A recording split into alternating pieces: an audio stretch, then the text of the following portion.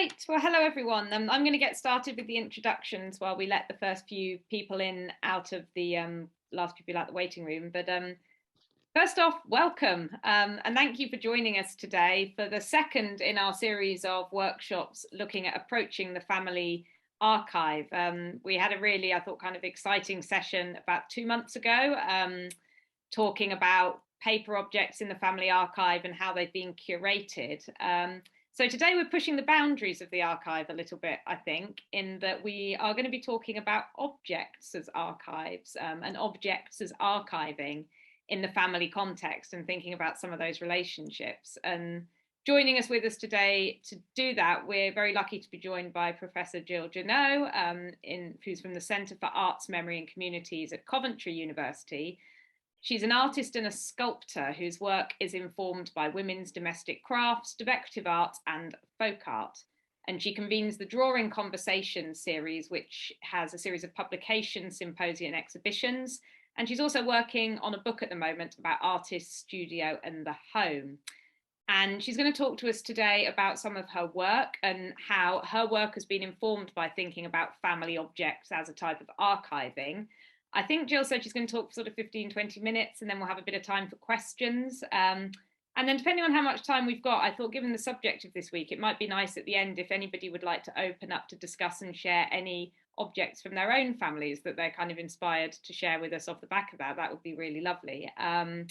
We've got Corsa with us again today, who's very kindly going to be doing all the IT stuff. So if you're having difficulty with any of that, drop her a message in the chat. Otherwise, just to remind you all that this is being recorded and it will be available on the Family Archives website. And without further ado, then, I'm going to hand you over to Jill, who's going to talk family stuff, it says on the title slide. Off you, take it away, Jill. Thanks very much, Imogen. Can everyone hear me? Am I all right? Yes. Imogen, can you hear me? Yeah, I can hear you. Yeah, that's fine. I'll start then. Thank you very much for joining me today on this very hot afternoon, everybody.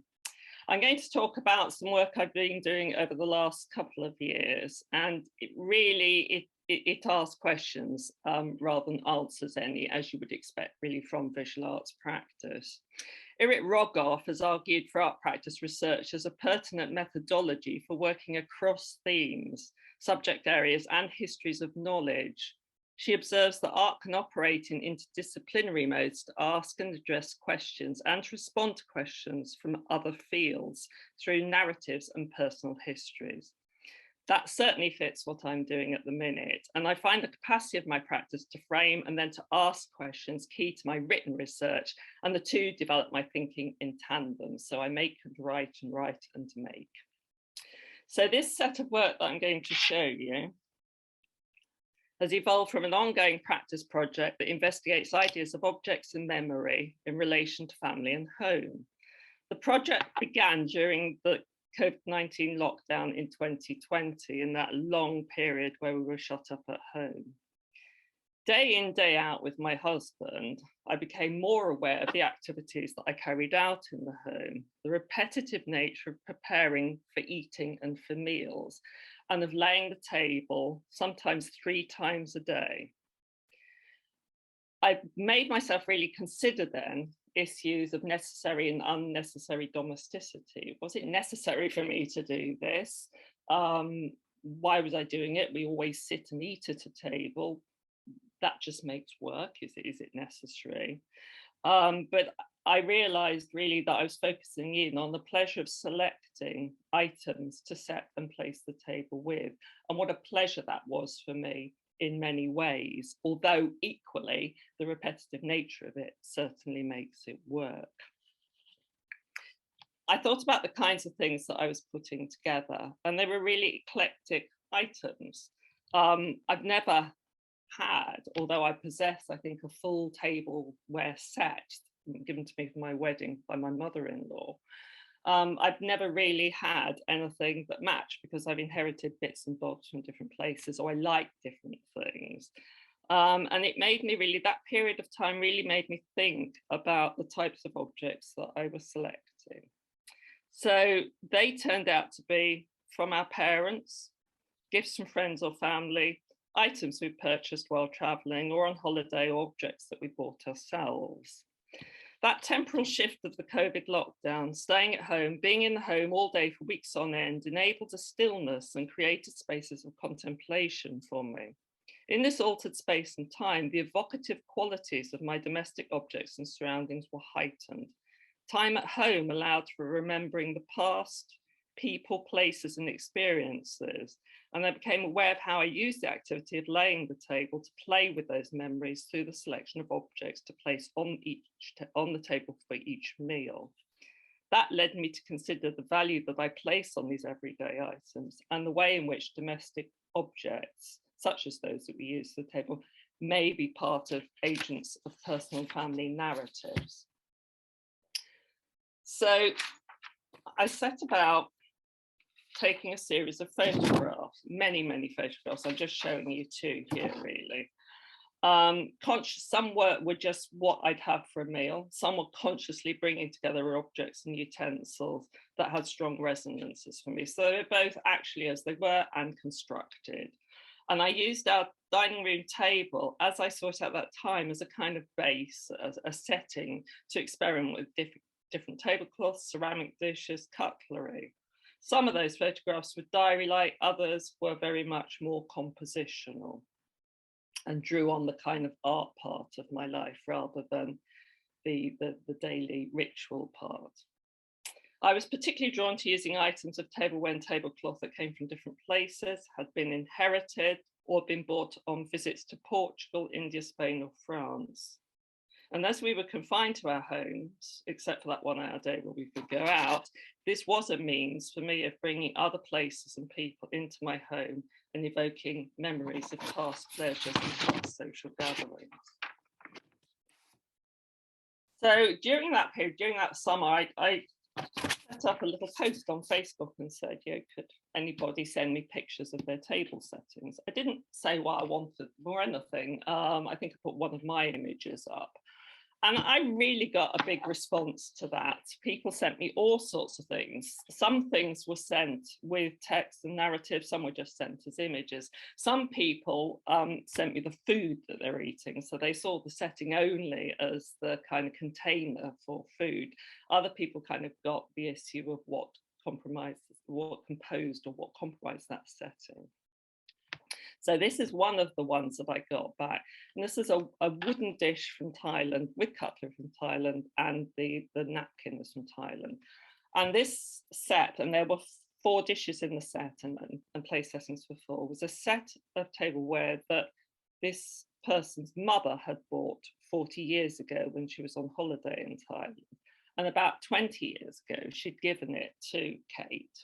And Kate has eaten every meal off it since. So if anybody comes to dinner and there's up to 4 people, they all eat from the wooden bowl. Breakfast, dinner, lunch, anything. So every day she's eating from these bowls that her mother brought back from Thailand. And it's more than a ritual, it's a kind of commitment to her mother and to that travel and to that experience. So she later went to Thailand with her mother. But quite extraordinary, I thought. She doesn't chop or change at all. She uses the same things every day. In that summer, we went for one of those first meals where we were allowed out 6 people at a time and went to my sister-in-law's house. And this is her table setting. And I don't think she even knows I took photos of it. But every item on here, the cutlery, particularly the table mats, the ceramics, the glasses, they're all things that her parents, so my mother-in-law and father-in-law, had brought back when they'd been traveling around the world. And Chloe just used that without thinking. But on the table, it struck me so strongly that the family then sat about was a kind of history of family travel. And that story of the family having enough money to travel to different places in that period of time. So very much the table as a kind of base storyline for the family gathering. One of the most lengthy correspondence I had was with somebody who lives in Wales, and she talked about, and I just want to read some of that out. she talks about the fact she's a single woman in her 70s, and she has a garage full of family inherited ceramics and tablecloths, and really is uncertain what to do with it. So the real dilemma. But anyway, she told me about this table set. So she writes, my nan, my dad's mother's Sunday service, which as I understand was never used, but kept in the dresser. And here she's talking about the image on the right. The table and the napkins, the tablecloth and the napkins were my aunt's. I suspect they were given to her in the 50s by her friend who taught in the school in Pimacno, and eventually became the last head who had to close the school in 1964 due to the closure of the slate quarries and the resulting depopulation.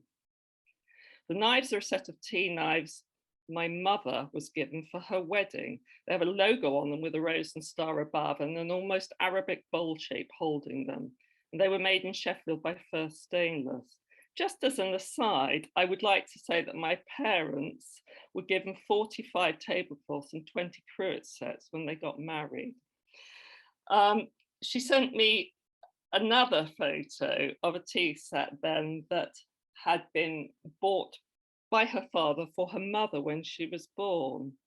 And the father then bought the mother a different tea set when the younger sister was born. But they didn't tell either my friend or her sister. So it wasn't until both her parents died that they found in the boxes the kind of dedications that meant that these were presents from the father to the mother on the birth of the child. Mainly, of course, they were never used and kept in the china cabinet, in the glass cabinet. So many of these artifacts that she's collected in her garage have not been used, but she has the burden now, the weight of thinking what to do with them. And they do tell an incredible story about her family. So moving on then to a set of drawings I made coming out of those photographs and some of the prompts that I use.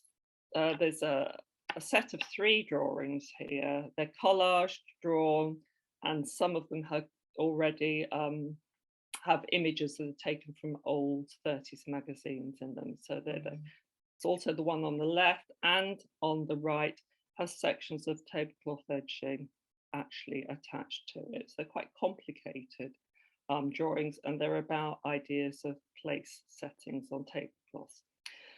Some of the quotes that have helped me have been, to make and to unmake is work. Oh gosh, don't we make and unmake all over the place? We make and unmake in the garden, in the home, in the kitchen, with food, with table settings, all over the place. And then identities are never fixed, but also in the process of making. So that making and unmaking is about identity building.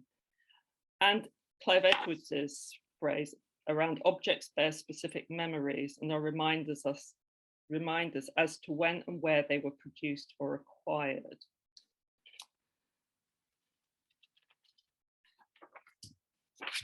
So these are some of the photos that I made, some of the drawings I made after the photographs.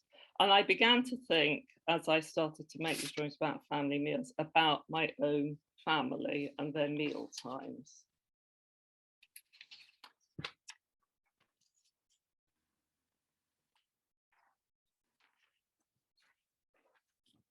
I was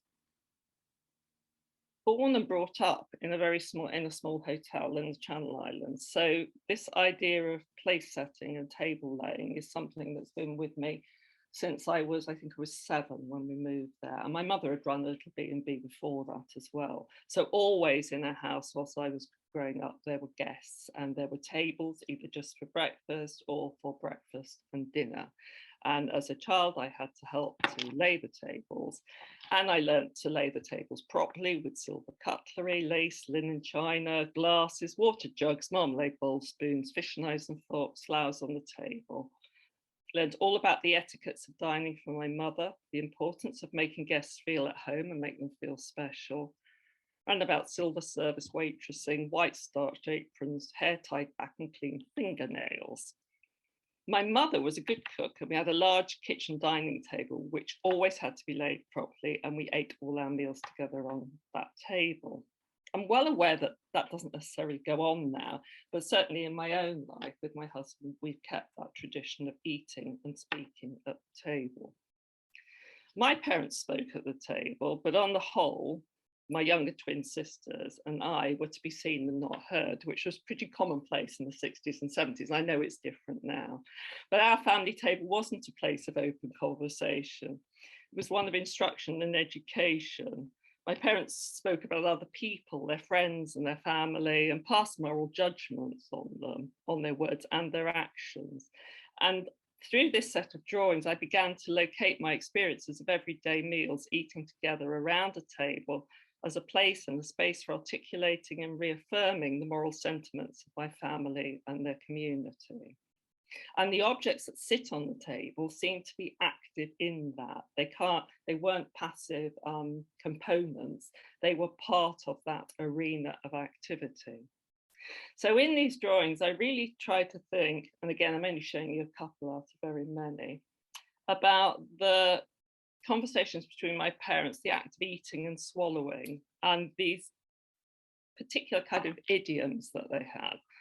So one of the favourites was "a still tongue keeps a wise head," but others included "blood is thicker than water," "as you make your bed, my girl, so you lie on it," "you should stay in the station to which you were born, don't get airs and graces," "patience is a virtue," and "it's a sin to waste food," which I particularly took to heart. And the opening slide for this talk was really about that image of pushing veg under the plate in order not to eat it. So this set of drawings looked at the tensions of eating and listening and swallowing and learning at my own family table. And as I thought about it, more about the drawings, I started to look at the space between the knife and the fork, the idea of the female and the male, and the parts of these drawings explored that. So they were not only filled with the meals, but just looked at the cutlery as objects and how they might be animated and interrelate. These drawings really reach back into the works that I've made during the last 25 years, using pattern references to fabrics and domestic items, and using layering and juxtapositioning of different drawing languages. So meal times, thinking about meal times, they're more than just the consumption of food, but a densely packed event. And Cockerly reminds us that familiar psychodramas unfold in kitchens and dining rooms, infecting them with troubled effect. I wrote, reading that, the table is the arena of this complex intersection. The utensils enable the consumption of food that underpins these processes. The settings set the place of the family participant. You are set at the table by the setting, by the chair. And the settings are embodied sites of enactment. So I moved on from the drawings and started to think about making an actual table setting for the five of us, mother, father, twins, and myself. And I'm still working on it, but it's kind of getting there now. I would say it's not that far off of completion. And these are some of the images from it that I'm going to show you. So this table setting consists of things that are actual family heirlooms. So in this image, we've got my grandmother's tea set, as always referred to by my mother, who always referred to herself as your mother. So you can see on the napkin, your mother says, your mother thinks, your mother, whatever. I've placed a wooden spoon that was often an object of authority or threat. Don't you be cheeky with me, my girl, or you'll get the wooden spoon. Fish knife, a fish fork here. My mother was very partial to fish, and the fish fork always had to be used to eat fish. And then I made some clay imprints as well, so just pressings of family utensils. There's one for one of my sisters. I've made multiples for each member of family, but I've played with them. So the fish knives and forks here again. There's an old spoon that I've inherited. Again, more pressings and secrets. My twin sisters, they were so secretive as children. I always felt that my parents had a bond, my sisters had a bond, and I was the kind of observer. And that's coming through in this piece of work. In the table mats, some are spiral, some are lattice. is written a kind of little story by the person who's being placed about their sense of themselves and their life. Another of my twin ones. And then the actual setting that I've put in when thinking about me. And that's written through wavy lines. And at the end, I don't know if you can see well enough on your screens, my mother always said about a still tongue keeping a wise head. And I really feel that through my own work, I've spoken far more than my mother would have advised me to. And certainly now, speaking on family matters.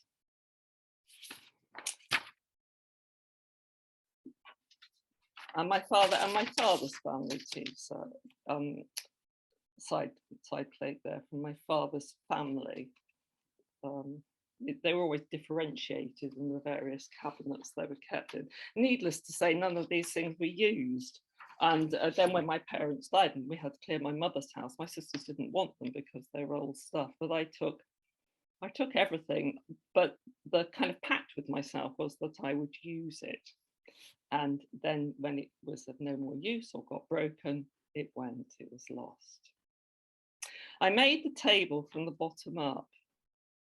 So I thought about the idea of tablecloths, aware really that, that initially tablecloths had been used as a kind of layer system. So each course would be eaten on a clean tablecloth. So say there were 3 courses, you'd put the first course down, eat it, tablecloth would be removed, then you'd be to the second one and down to the third. So that's the kind of history of the early tablecloths.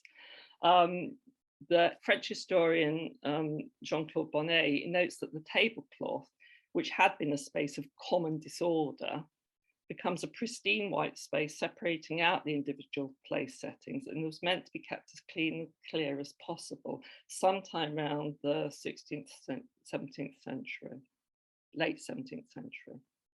In the Rituals of Dinner, Margaret Visser describes how until relatively recently, the acquisition of tablecloths was a mark of wealth and a central part of a bride's trousseau. They could last for generations, were handed down as heirlooms. So these linens and other materials carried and accumulated in their very fabric the histories of many people, many foods, and many places. And of course, they could be repaired, made and unmade, washed and rewashed. So I made the tablecloths, and at the bottom is a felt woolen kind of tablecloth into which is stitched "Blood is thicker than water." And then around the second tablecloth, so the white linen tablecloth, at the family table, I learned that a still tongue keeps a wise head, followed by "Children should be seen and not heard." And at the family table, I learned that wasting food is a sin, and waste not, want not. The third tablecloth sits across the rectangular table and there's no stitching on it. It's that clean white space. The message of the table mats made for each person, then, apart from their function and convenience, is clear, Margaret Visser argues. Each person is separate and self-sufficient, given the unification represented by the table. So it individualizes the people present at the table, even if the ceramic ware and the cutlery is not individualized, but is part of a set. So that's part of the bringing together of the table, but then the placing of each place and the person coming to it is a separation. Again, some things that prompted me to really think. There's the quote from Pessoa here about "we sit at the table, not at the pinewood table." So the pinewood is lost and moves away, and the notion of the table becomes preeminent. And really in the middle here, such an important thing for me as an artist, where Miller talks about the difference of the relationship to things and the relationship between things. The relationship to things is often a fortuitous result of accumulation, things inherited from one's parents, souvenirs, gifts, etc. And then he makes this absolute, for me, critical point. There is no reason at all why such things should bear any relationship to each other in aesthetic terms. And I found that incredibly liberating, because the modernist trained artist in me wants to make coherence, wants to bring things together. And I was desperately trying to escape that whole issue of tablescaping, which is very in currently in the Sunday magazines and in design, and has a long history of tablescaping competitions in the USA. So that idea that a personal relationship to things disrupts the aesthetic relationship between things liberated me as an artist, but also made me understand why I had struggled so much with my parents' home and thought, what is this eclectic set of stuff where they have, I don't know, a small statuette of a dog that they like next to quite a fine piece of glass. How do they put these things together? But really thinking about it, it wasn't about those things being together. It was about those things being together with them. So the final quote here is about Visser thinking about eating as intrinsically linked to domestic objects, and ritual being about lasting, linking the present to the past. So one of the questions this kind of work is asking is that the extent to which objects can be non-textual archives. So where are the boundaries, and what happens in terms of context? The images I've got here are from Age UK near me, and they do a good line in family ceramics. And I watch in there and think at some point those things were people's treasures. Perhaps they were never used, they were handed down. And now they're stripped of all those associations, and they're even reduced in price. So these things that I'm talking about, the things for table settings, is it about collecting, or is it just amassing, assembling, curating, archiving? What are the processes? What is happening in there? I've been thinking very much about the public and the private context, and to me, actually, I suspect there isn't that much difference, apart from the value placed on each. There's the official and everyday heritage as well, and challenges of interpretation and contested meanings. The same set of silver cutlery that I was pleased to take from my mother's house, my sisters had put in a box to throw in the skip. So they obviously had a completely different set of values associated with those objects. They've also been making me think about the domestic and the expanded home. So is the home my home, or is the home my family's home? Have somehow they traveled into mine or been, absorbed by the movement of these objects? I did find a very useful project I have spoken about before, so I won't necessarily go into detail here, but We Are What We Keep. I mean, that was a great title anyway. Are we what we keep? Do we find ourselves through what we keep? There are a lot of complicated issues, but this was a nice funded project undertaken in 2017. And the key findings really chimed with what I'd been thinking about and working out myself, that the complex and problematic role of material possessions in creating a sense of families' past and contemporary identities is crucial.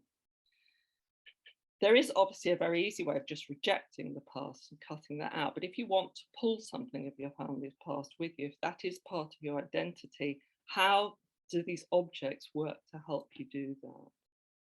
And ultimately, the experience of an archive is a personal one. Yes, absolutely, regardless of the wider history. So what we find in the archive is, as Bradley says, ourselves.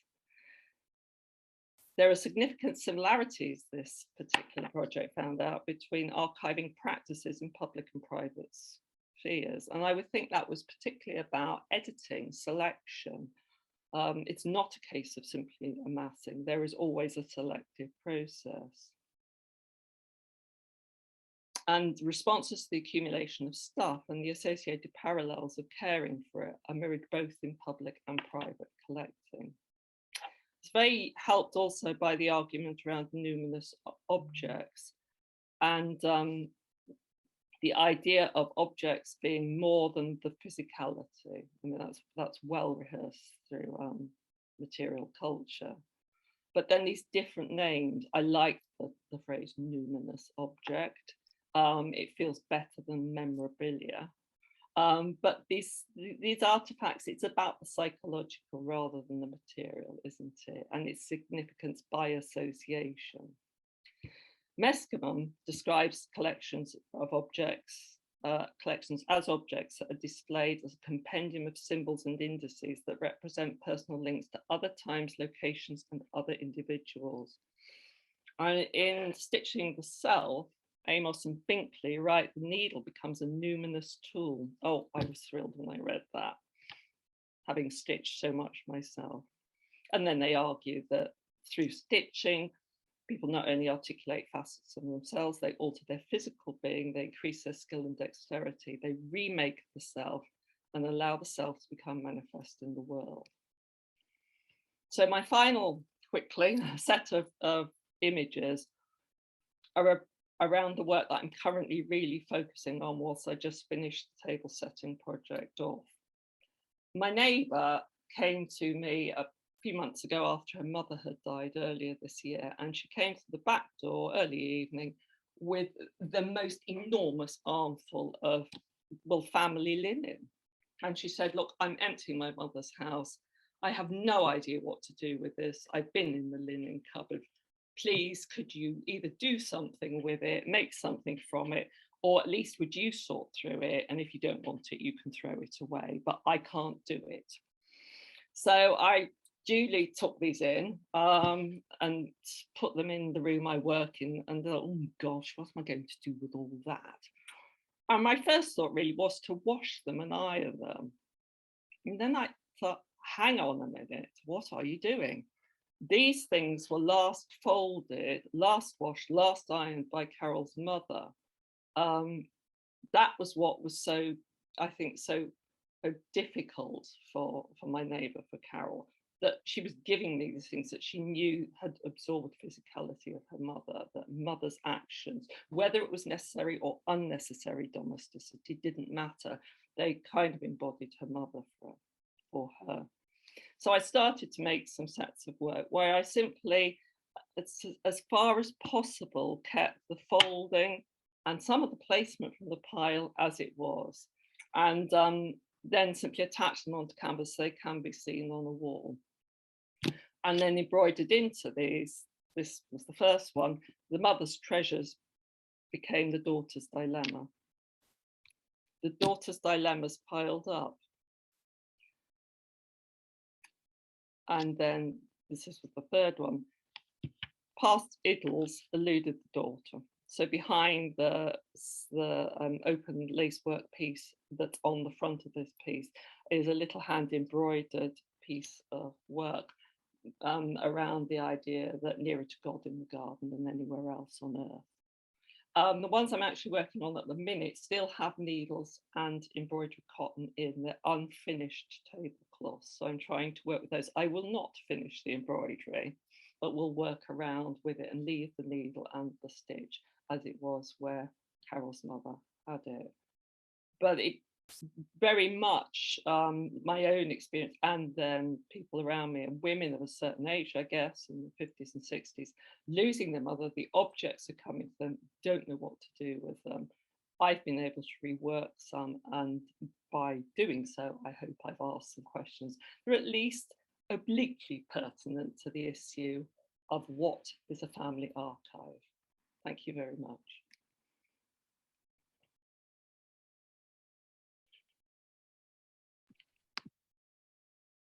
Oh, that was fantastic, Jill. Thank you ever so much for sharing that work with us. It's beautiful. I stop sharing now.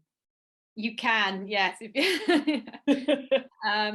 Does anybody have any questions they'd like to share with Jill, or any thoughts on kind of approaching archives in this more object-based way, which for me as a historian, I find just fascinating, some of the stuff that Jill's kind of been thinking about with those objects, especially the lace. If you have any questions, please either put your hand up or just unmute yourself and go ahead. I can see Anne's got a hand up, so maybe we'll start there.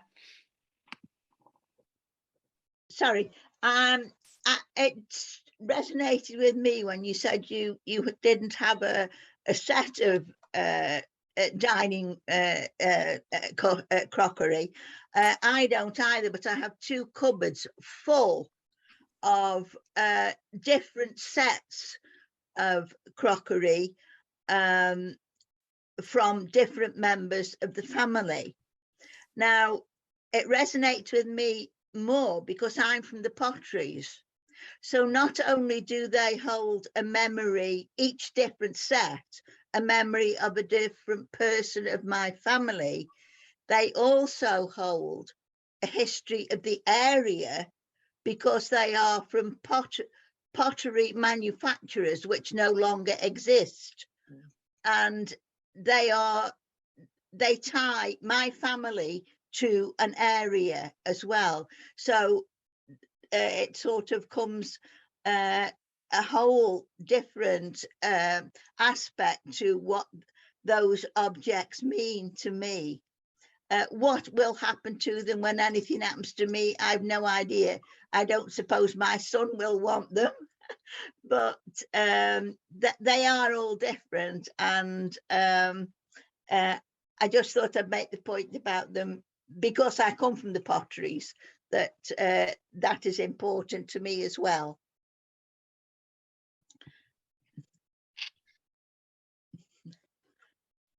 Thank you.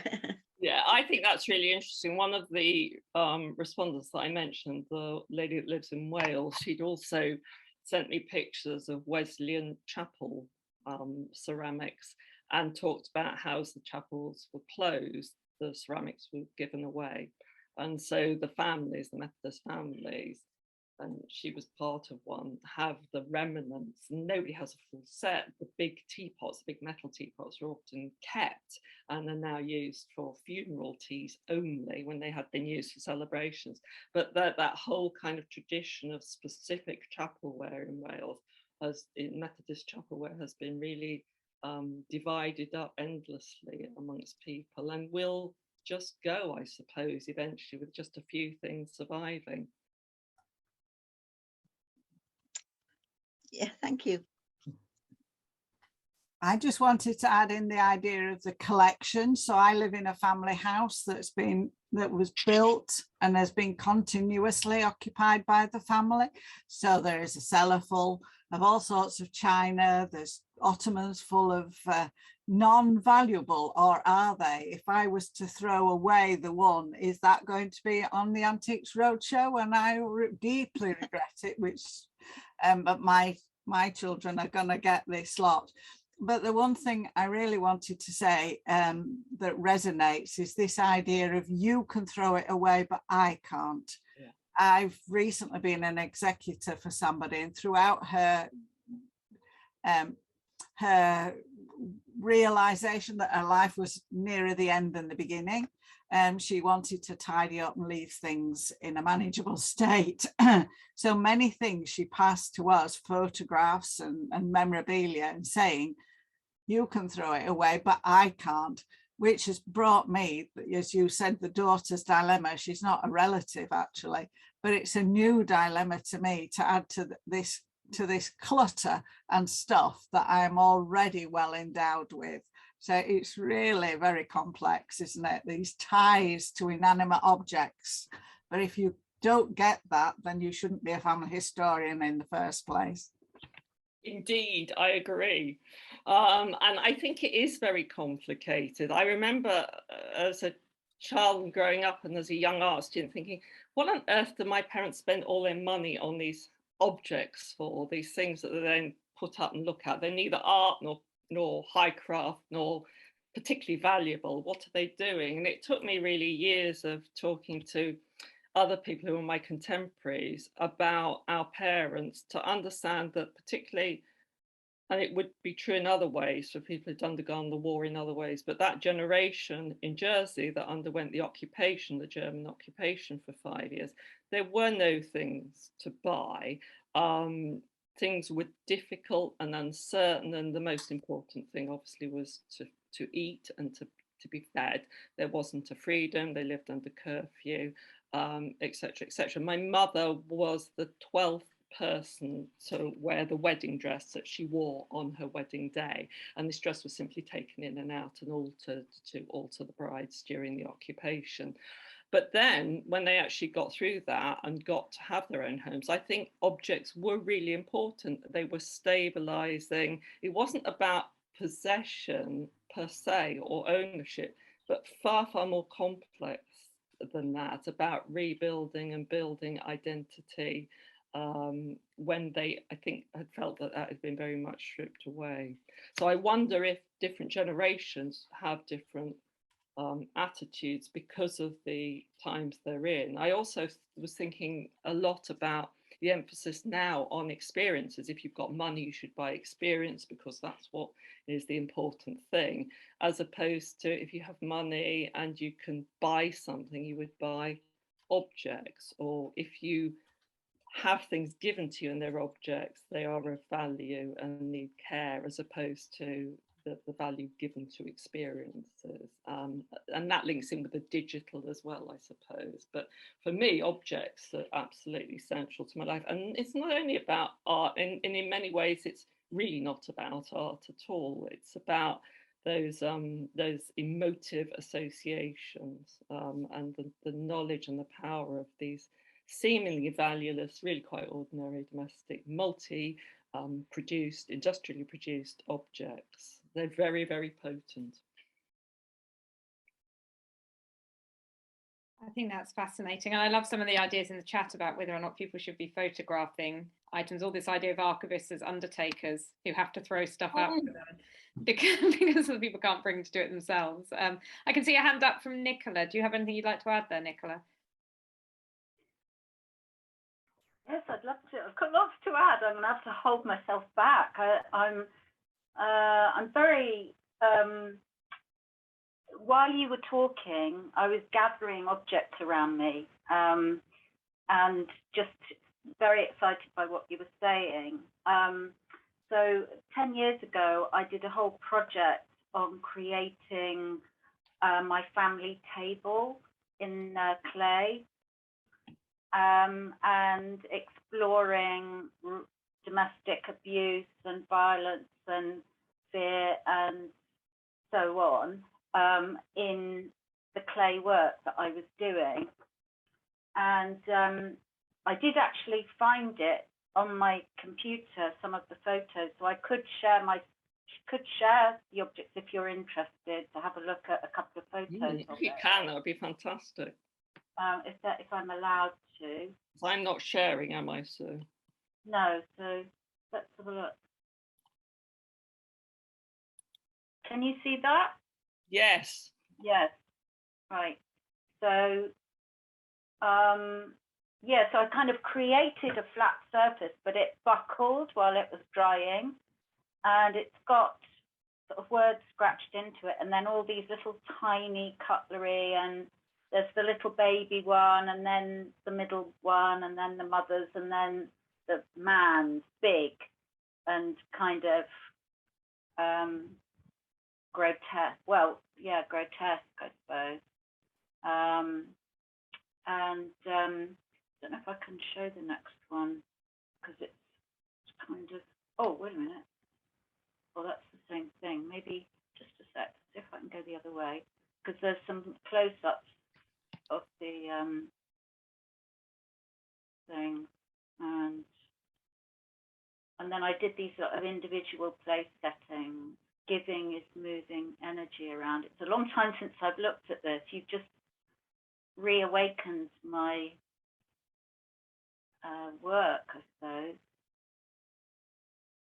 Anyway, I'll stop sharing now. Thank you for your forbearance, everybody, in looking at that. I did actually find in the cupboard my little cup. There's a cup. These are separate little sets. I just made loads and loads of sets. And there's the cutlery. And then I'm going to just show a couple of things, if that's all right, because it was just inspired me so much. I've got loads of these torn up towel. It's an old towel.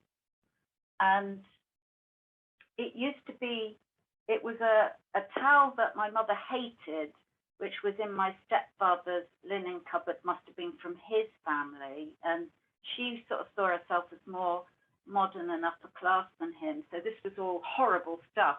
So she she made it, and then she got it into her head that so she dyed it all brown to make it modern in the 1967, because everything had to be brown then. And then she decided that it was unhygienic to use the same towel for your body as you did for your hair. So this was part of the hair towel, and we had to use it on our heads. I don't know if people have seen the League of Gentlemen, where they've got different towels for different parts of the body. And now it's all these sort of rags that have faded back to what the colour it was. It's like this utility style towel, and I've got loads of them all turned into dusters. And they mean so much to me. I can't use them as dusters anymore. I've got to do something with them, and you've given me some ideas. I'll never do any fine needlework. Fascinating that something as ordinary as a duster or a towel can be such an evocative family object. Thank you for sharing those, Nicola. They're lovely. I've got a comment connected to that from Charlotte in the chat. I don't know, Charlotte, if you'd like to expand on that, on your experiences of an archivist with some of this material. Or if not, I can see we've got a hand up from Elizabeth. So we'll go Charlotte and then Elizabeth, maybe. Oh, okay. I should have thought of that when I posted the chat. As an archivist, yeah, I spent actually about 20 minutes earlier today filling up a whole massive sort of trolley thing of box files that the archives had come in, and we're chucking them. So literally hundreds of these things, and they're just taking up room in our loading bay. So our loading bay is just a bit of a disaster area of stuff that's been hanging around for 20 years. We're not sure what it is. We've forgotten what it is and why it's important. So it's having a bit of a tidy up, and it struck me, if it had been a nice sort of 19th century deed box with somebody's name written on it, we might have thought, oh, we might keep that. That's actually quite a nice object. But usually archives just chuck those away as well. We have all these interesting sort of enclosures and things that our archives arrive in, but we're interested in the archive, not what it comes in. So there is actually a lot of materiality there that I hadn't really thought of until I started working with object collections, and I was thinking, oh gosh, all those things that I've chucked away and that actually could have been quite important. But you just have to be realistic about the space that you have. So a museum person would tend to document that. They would take pictures of it before they threw it away, but an archivist would never do that. An archivist would write in their catalogue description, they would describe perhaps the housing if it was relevant, but a museum curator, in my experience, they'll want to document. So I worked previously at Clark's, the shoe company, and we were completely rehousing the historic shoe collection. A lot of it had been housed in shoe boxes, like a job lot from the 1970s. So green shoe boxes, no particular significance, with black tissue paper that was wrapping the shoes. It was actually really bad for the textile quality of the shoes. But we did also have some original shoeboxes. So we had a massive discussion about, should we have a shoebox archive as well as the archive? And it just got completely ridiculous. It's like, we can't build another new building to put the shoeboxes in that we're not going to keep. So it's like, where do you draw the line between, how do you judge that something is significant? And I think archivists and curators do have quite different ideas. So, yes. That's so interesting, Charlotte, and explains to me a little bit why I get very excited when the original packaging or box has been kept, and this, I didn't realise that it would be standard to not keep it. So that's fascinating. I'll treasure them even more now. It depends where you work, but I start seeing these things for sale. So I will see deed boxes for sale in antique shops, you know, really priced up. And you think, gosh, we've chucked all of these. And the Bodleian now actually sell beautifully refurbished wooden card indexes, like all the empty drawers. And librarians never just chucked all of them out, because we're moving on now to electronic stuff. But you know, you spend 600 quid buying one of those from the Bodleian, because it's all about how you perceive it and the value that it has, and it changes over time. It's all really, really interesting. That's fascinating. Thank you, Charlotte. Yeah. I'm going to go to Elizabeth next, and then Shanice, if that's okay. Hi, Jill. Hi. Thank you so much for your lovely creations, and it's just inspiring. I had two thoughts, or two questions actually. One was, I was wondering if you're engaged with children's material culture, and I was thinking about your place settings and thinking about, you know, even for children with the high chairs and the different sizes of the flatware and cutlery and things like that, that there's a clear sort of power differential, and you were talking about the different things with, you know, your parents telling you that, you know, blood is thicker than water, and that, you know, a still mouth is, you know, whatnot. So, you know, it made me think about the power differentials that play out, you know, at the dining table, and thinking about how the objects and even their sizings, you know, when it comes to children's material culture, and that actually expresses that and embodies that and maybe even cultivates that. So that was my first question. And the second was about the evaluation that actually the previous, I think it was Charlotte was talking about, in terms of thinking about, so I come from a Korean heritage. I have a Korean heritage, and so my heritage is Korean. And so my parents, or my grandparents rather, when they have or have possessed all these wonderful sort of what we see as artifacts, like the beautiful pottery that you see, the ceramics that you see, also the beautiful cabinets, wooden cabinets with the pearl inlay. To me, growing up, those didn't have as much value. They were just ordinary things in the house. And then when you see them in the museums, they're just sort of spectacled and whatnot. So it kind of changes how you evaluate these different sort of objects. So it also had me think about sort of how we value, you know, what's so ordinary to me now is sort of, you know, it's made into this spectacle and is made into this valuable object in the museum. And so it's interesting when I think about how I want to perpetuate this heritage in my own family. You know, do I, you know, possess these ordinary things, and how much value do I attribute to these objects, you know, the pottery and the cabinets, which I think I probably will inherit from my grandparents. So, so those are my thought. Those are my thought and question. I mean, it's interesting about the question around children and scale.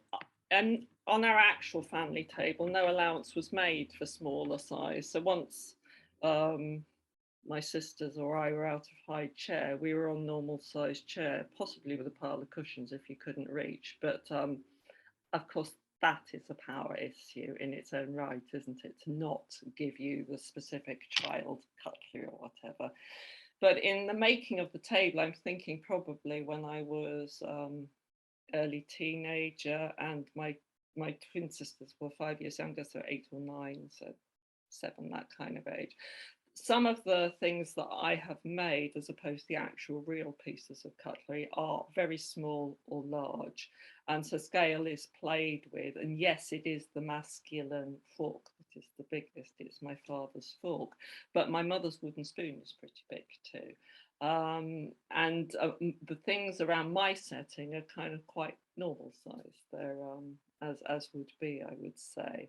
The things in my twin sister's setting, because of this twinness and their kind of interfocus, they're quite secret, so some of the things are hidden. I'm just beginning to work on the table and to use lace and ribbon to tie together the sisters across the table and the parents across the length of the table, and possibly to bring those together and tie them under the table, even though that wouldn't necessarily be seen. But yeah, meal tables are all about power relations, and they still are, aren't they? Unless you, well, I think they are, if you think about formal meals, formal events that one might attend, with chairs at the top of the table, etc. And yes, we have far more informal setups, perhaps if we go for meals with neighbours or friends or whatever, but I think the power play is still happening one way or another. And those objects, they're animated by it and they're part of it.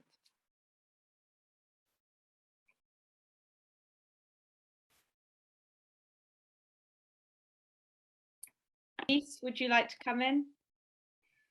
Yeah, so sorry I can't share my video. I'm on my iPad, so it's on a really weird angle that you don't all want to see. But I'm sort of looking at, I guess it's really interesting, Jill, to hear about how you're using objects in an archive, because I'm sort of looking at sort of poetry and photographs, old family photographs, and how they come together. But you've got me thinking about objects that my grandparents possess. And I'm from like a South Asian heritage, and my grandparents, their parents moved from India to Kenya, and then Kenya to Coventry. And you know, I look at the objects that they sort of brought with them and that have survived that journey of migration, and how I can sort of tell the story behind those objects. And it's interesting what you were sort of saying about how, you know, objects mean different things, you know, based upon the meaning that we put upon them. And I can definitely relate to that, because a couple of examples that come up is I'm the youngest of my family, and my grandma bought a Mickey Mouse spoon, just like a metal spoon that had Mickey Mouse on the top, and all my cousins got it before me. And I remember seeing this object as like really old, and you know, I was really disappointed that I got that in the end, because I was the youngest and I still had to use this that everyone else was using. But now I look at that as it tells like a story of, you know, me and my cousins and what we did with that spoon, and how it was like such a joy to use that spoon. And same with my grandma, she has these like old metal trays, and I remember when I was younger, I just saw them as these like metal trays, and then it wasn't until I turned them over a few years ago, and they've got my grandma's dad's initials on the back of them, from when he used to cook, and I didn't even know that about him, and it made me sort of feel closer to a person who I'd never even met, and it makes me realize the power in the objects and the stories that they tell. So yeah, I just wanted to say thank you for bringing that to life for me. Thank you. Does anybody else have any questions or thoughts they'd like to share before we close for the day? It's certainly been quite sobering as someone who mainly works with sort of earlier period archives to realise how much meaning is bound up in these stories that are so difficult to be constructed.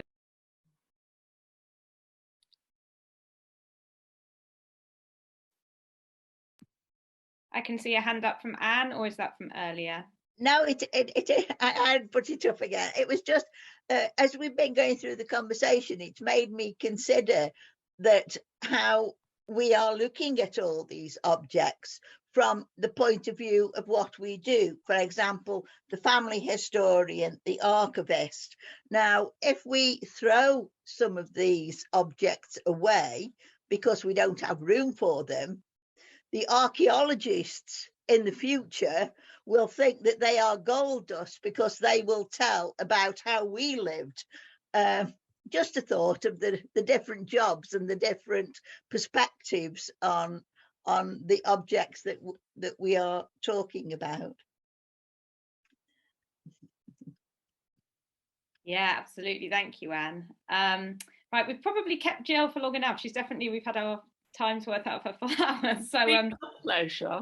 I just want to say a big thank you to Jill for sharing all of that work. It was fascinating and beautiful, and really lovely to hear some of the stories about your own family objects as well. I think listening to people talk about them and some of the thoughts in the chat about what archives take and don't take, there's real potential here, I think, to kind of crowdsource our own archive of things we'd like to preserve, even if they don't keep to traditional archival selection policies. So maybe we'll explore that further. But for now, I just want to say the big thank you again to Jill, and thank you to all for coming. We'll be back again in a couple of months where we're going to talk about absence in the archives. So almost the opposite today, really, of things that are not there, and what might that suggest to us. So thank you very much for joining us, everyone. Thank you.